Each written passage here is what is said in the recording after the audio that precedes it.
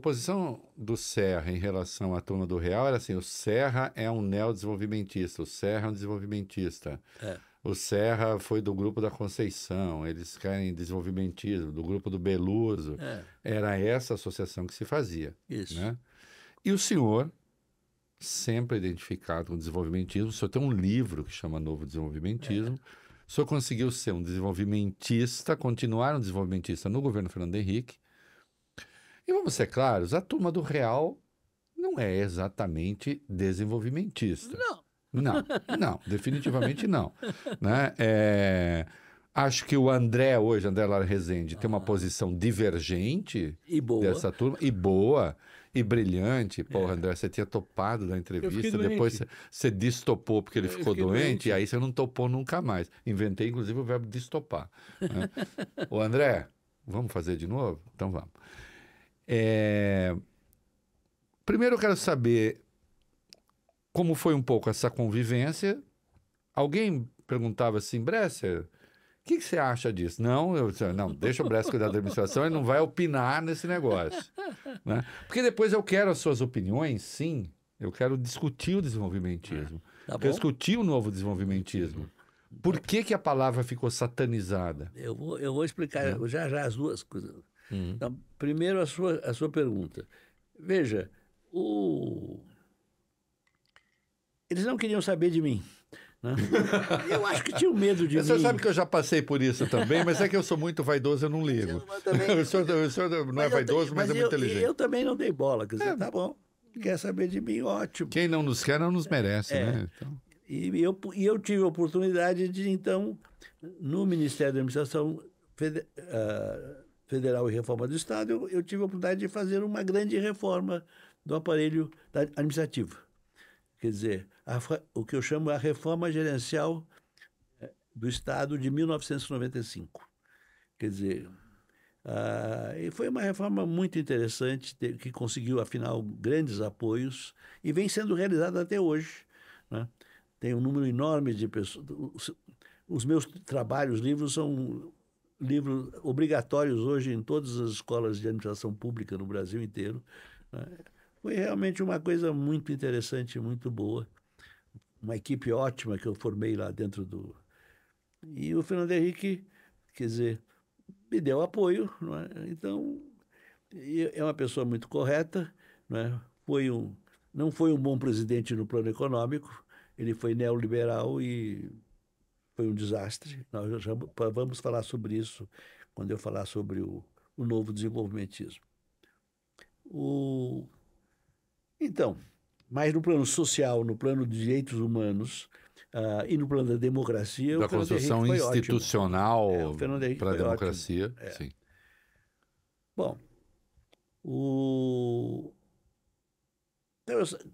eu saí do Ministério da Ciência e Tecnologia em junho de 1999. E o projeto que eu tinha feito quando eu saí do Pão de Açúcar, em 94, que era só me dedicar à atividade acadêmica, e, na verdade, só estudar e escrever e publicar, que eu tinha adiado por causa do convite do Fernando Henrique, agora é a minha vez. É isso que farei. É isso que eu farei e é isso que eu faço até hoje. Quando o senhor saiu da sua terceira pasta ministerial, quantos anos o senhor tinha? Isso então foi em 99, 34, então são 34 são 64, então 63 anos. Jovem? Jovem. Não, mas... E aí eu fui para... Eu já tinha feito tudo isso com 63? Eu vou levantar, eu não sou digno de ficar nessa mesa. Vou pedir licença. Já tinha sido 3 vezes ministro de Estado, professor... Então, tinha resolvido a dívida gente, externa obrigado, do Brasil, foi ótimo vocês terem me Estado. apoiado esse tempo todo. eu fui para Oxford e fiquei lá 4 meses. Sem ver o sol. E lá... Sem ver o sol. A luz de velas. Muito pouco sol. E lá fiquei 4 meses e escrevi um paper, um ensaio, sobre a quase estagnação do Brasil e da América Latina nos últimos 20 anos. Na verdade, eu queria falar sobre o Brasil nos últimos 5 anos, mas, enfim, como eu estava saindo do governo, etc., eu elegantemente... Tudo fazia crer que depois de resolvido o problema da inflação e o problema da dívida externa, quer dizer, o Brasil ia voltar a crescer forte. E não estava crescendo, absolutamente. Estava crescendo muito pouco abaixo do crescimento dos países ricos. Não estava fazendo alcançamento. E aí eu fui pensando no assunto e tal, e em 2001, né, participando de uma conferência lá do velho Veloso, né, lá no Rio de Janeiro, eu de repente tive... Conferência do Reis Veloso. Reis Veloso. Que tinha sido ministro do Planejamento. Que foi ministro do Planejamento, eu era um homem da melhor qualidade. Isso. Que é irmão do Raul Veloso, que vocês veem por aí. Esse não é tão brilhante. O irmão era mais. Então eu percebi o seguinte, né? Porque aí eu lembrei do governo Fernando Henrique, né? E o governo Fernando Henrique disse que ele havia crescido com poupança externa, que a estratégia dele, quando foi... Nós perguntamos, nós ministros, logo nas primeiras reuniões, qual era a estratégia de desenvolvimento econômico do Fernando Henrique, e ele disse, bate pronto, é crescer com poupança externa. É crescer com o dinheiro dos outros. E não cresceu coisa nenhuma. Ao contrário, teve uma crise de balanço de pagamentos no final de 98, começo de 99. Não, 99, isso mesmo. Isso. E teve uma segunda crise no final do governo dele, em 2002. E um crescimento muito ruim. O que deu errado? Qual é o problema? Não? O que é que deu errado? O problema é o câmbio. Quer dizer, na hora em que você resolve crescer com poupança externa, né, o que acontece? Você entra em déficit de conta corrente, todo feliz, né, e os brasileiros acham que você pode ter um déficit em conta corrente de 3%, 2,5% do PIB, mais ou menos a taxa de crescimento bruta do país, e com isso você está no melhor dos mundos possíveis, recebendo o dinheiro dos outros e fazendo e pensando que assim você cresce. E não é verdade isso. Isso vocês não aprenderam, né? Porque aí é uma novidade do novo desenvolvimentismo. Foi aí que nasceu. Sombreck, por que o presidente Fernando Henrique pensava que isso fosse algo bom? Ele estava sendo influenciado pelos economistas do Real? Não. Não? Quem o convenceu disso? O verdadeiro ministro da Fazenda, do Fernando Henrique Cardoso, foi ele mesmo. Lembrando que ele tinha sido ministro da Fazenda, por isso foi eleito. Do Itamar. Do Itamar, por isso foi eleito. Agora, para você entender isso, é preciso entender, para responder essa pergunta, você precisa entender a teoria da dependência associada. Sim. Tem a teoria da dependência simplesmente, que é do Gunder Frank, do Rui Mauro Marini, do Teotônio dos Santos, lá nos anos 60 Sim. e começo dos 70. E tem a teoria da dependência associada, que está no livro de Fernando Henrique e Enzo Faleto, de 69. Isso.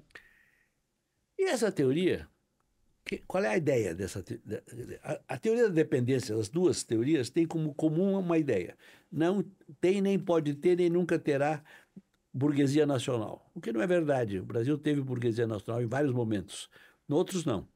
Quer dizer, eu costumo dizer que o Brasil...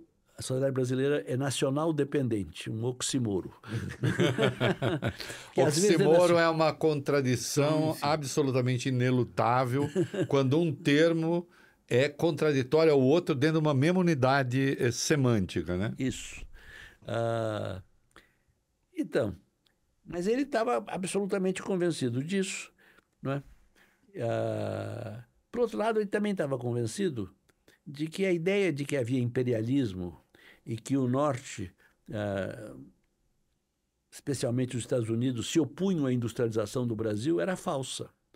Por que era falsa? Porque as empresas multinacionais tinham, desde os anos 50, entrado no Brasil. E então isso provava que o Norte era a favor da industrialização do Brasil. Uma besteira muito grande. As multinacionais realmente entraram porque a lógica da empresa é expandir as suas operações. As empresas não podiam mais exportar para o Brasil, porque o Brasil tinha levantado barreiras alfandegárias e cambiais, né? Então, a solução era fazer a volta e investir.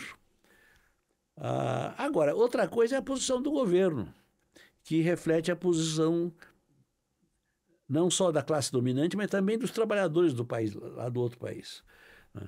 Dos Estados Unidos, da França, da Inglaterra. Então, e para eles absolutamente não interessa a industrialização do Brasil. De forma nenhuma. Quer dizer, do Brasil... Nem hoje.